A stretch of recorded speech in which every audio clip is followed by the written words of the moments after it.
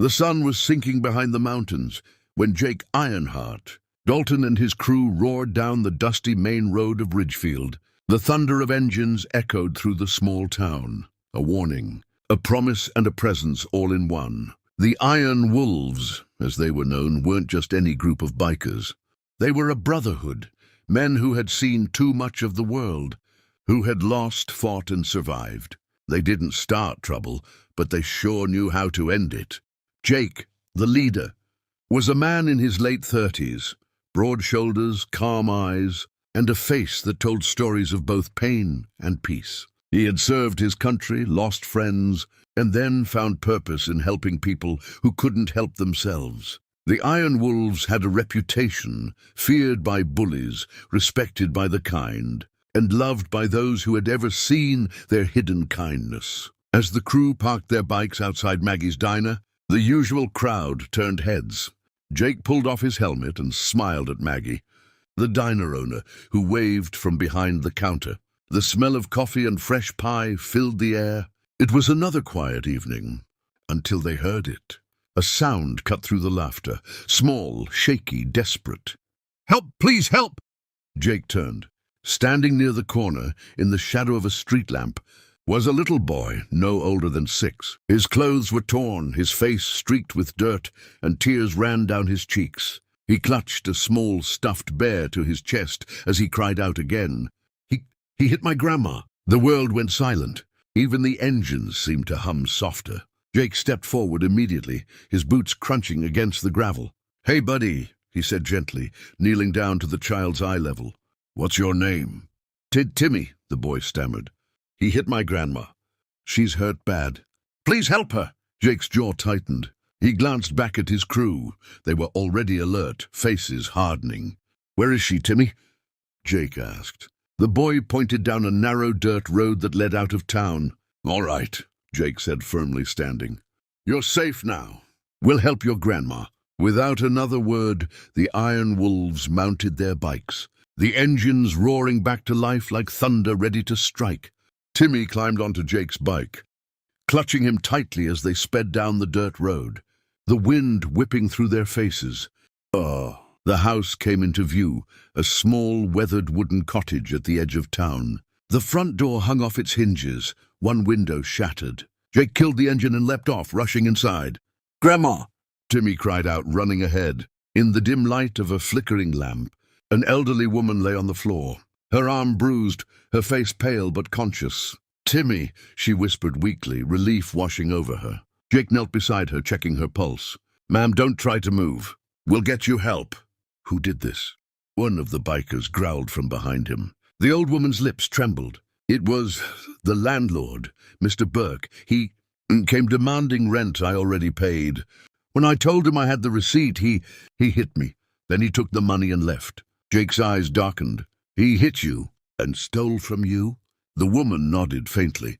Timmy clutched his grandmother's hand, crying quietly.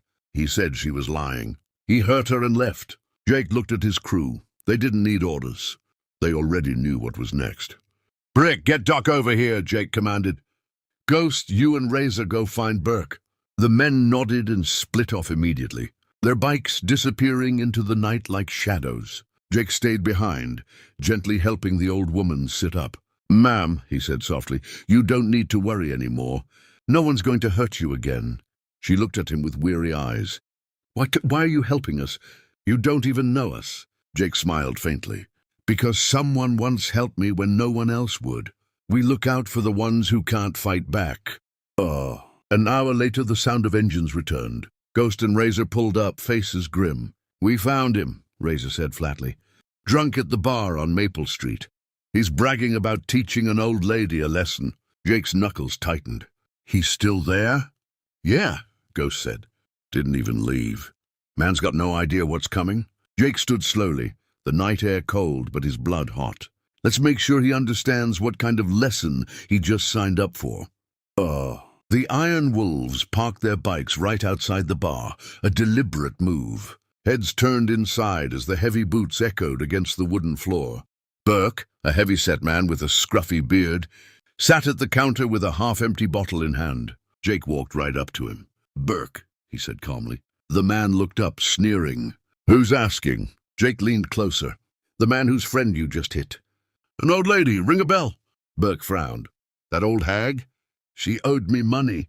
Before he could finish, Jake slammed his hand on the counter so hard the bottle shattered.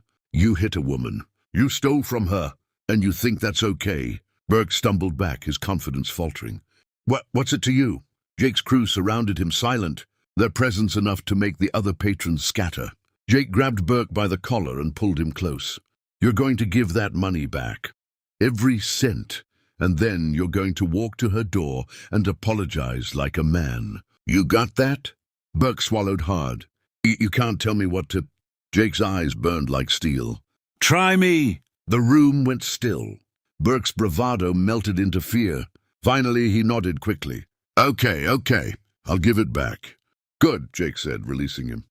Because if you don't, the Iron Wolves will be parked right outside your door every single day.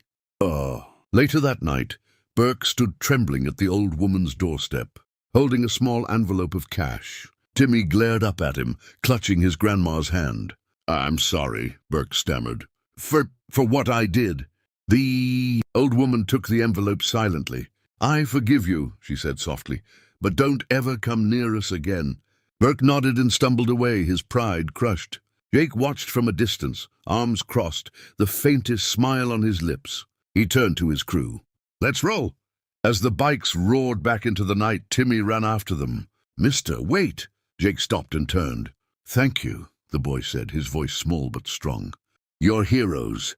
Jake crouched and ruffled his hair. Nah, kid. We're just men who remember what it's like to be hurt, and how good it feels when someone finally stands up for you. He climbed back on his bike, engines growling, and as they disappeared into the night, Timmy whispered to his grandma, They're angels with engines.